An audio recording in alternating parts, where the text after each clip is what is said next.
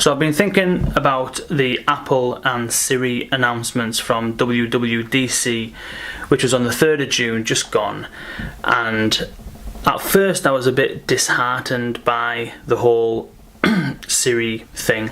I didn't get my hopes up. Me and Dustin both spoke on the rundown this week on the podcast, and he asked me what am I expecting from WWDC, and I said not much. I'm not confident that Apple are going to blow us away with a whole load of innovation and a whole load of new features for Siri and just turn the voice industry, the voice community on its head. I wasn't convinced that was going to happen. However, deep down, a little part of me kind of wanted that to happen. Just a little bit. Deep down I wanted something special to happen. So what happened? So they announced a few things. They announced one interesting thing is that shortcuts has historically been a bit difficult to get on with. You need to manually set them up yourself. You need to set a specific invocation phrase to activate the shortcut. If you've got 16 shortcuts set up to do all kinds of different stuff, you will never remember the phrase that you've set for each particular one. It just won't happen. Now Siri is going to start automatically suggesting shortcuts based on the kind of stuff you've been doing in your app.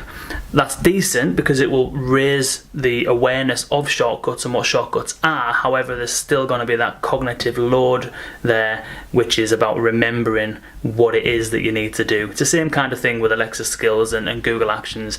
More so with Alexa skills, I think, is remembering the name of the skill, remembering who it is that you need to invocate is quite a challenge. Some of the other things, personalisation on the HomePod. So it will now recognise your voice versus my voice, and if I ask it for music, it'll play my playlist. If you ask it for music, it'll play your playlist, which is pretty cool. That's kind of what Google has been doing for a while on the Assistant. AirPods now you will be able to get your messages read out automatically. So if you use AirPods, as soon as a message comes in, it will just read it out to you, which is okay. It sounds quite good, but the reality is that you might not always want that. They've improved the voice of Siri, which to be fair does sound better. So they've stopped using audio, they've moved to a completely synthetic voice now, which is pretty cool. But it's really weird how they've positioned this next one, which is all about voice control, which in itself is a cool feature. Google at I/O made a big song and dance about this. The demo that they did to display the speed of the AI working on the device was massively impressive. Going from one app to another was really, really good. Apple kind of branded it as an accessibility feature, which I don't know why they did that, because itself, voice control on phones could be fantastic. That's one of the reasons why I'm seriously considering using and ditching the iPhone and moving to the Pixel 4 when it comes out, simply because of the fact that you can navigate through your phone into all your different apps purely with your voice, which means that if my phone's there right now, I don't need to touch it. I don't need to do anything with it. I don't need to pick it up. I don't need to look at it. I can just literally speak to it and it'll do whatever I need it to do. So that's one of the real reasons why I'm tempted, seriously tempted, to go for the Pixel 4.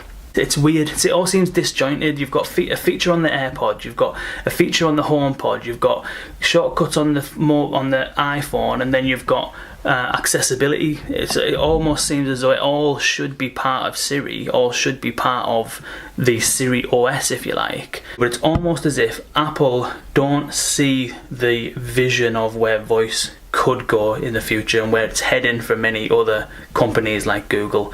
They're not seeing it as the primary interface, and why would they? I mean, they're a design company. Everything they do is built on how smart this phone looks, how cool it looks. You know, the iPad Pro, how smart does it look and feel in your hands? It's all part of the experience of using the product. Most of the developers and most of the people in the kind of industry who are really kind of like Apple fans, a lot of them are graphic designers. You know, they're all artists and creatives and people who rely on screens for a whole load of stuff. So it's not surprising that Apple and the culture of Apple is device or design first in terms of the look of the design and how it feels in your hands and stuff like that. But Steve Jobs mentioned, he used to say all the time that it's not about how it looks, it's about how it works. That's what design is. Design is about how it works. Yeah, it seems to be that Apple are still stuck on devices. Either that, or they're quite happy with what they've got. They're quite happy with Siri working the way it is. You know, Amazon Alexa, most people use the first party apps and skills, setting timers, setting reminders, stuff like that. most people are probably using that with Siri.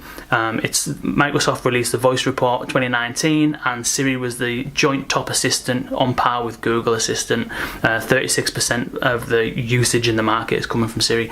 So the question is, do Apple need to do more? Do they need to do more than they currently do? And I would say yes, purely because if they've got data showing that people are using it for first party stuff, you know, sending text messages, getting directions, all that kind of stuff, then that surely is evidence enough that there might be people who would want to do more third party stuff. Now I understand that the Apple developer community might not want that, but I would say that the Apple developer community are largely graphic designers and people who rely on that visual interface. But surely Apple have data on who's using Siri and what they're using it for, and surely there's an opportunity to extend it into third-party apps more broadly. Basically, I'm just moaning because they didn't completely open up Siri for third-party developers. That's basically the kind of hinge, that's what this argument is hinged on. But there is some interesting stuff that was announced. It's incremental innovation, I would say, so whether it's innovation or not, I don't know, but it is incremental. Some half-decent stuff. We'll see how the shortcut recommendations pan out. We'll see how Siri sounds, if it sounds a bit better. But I just wanted a little bit more, and I don't know if or when it will happen, but I've still persevered. I've got the watch, I've got the iMac, I've got the iPad, the phone. I'm just waiting for something more. I'll get let down every day from Siri in some respect or another, because that's the ecosystem I'm in. Will I ever be satisfied? I don't know, but time will tell.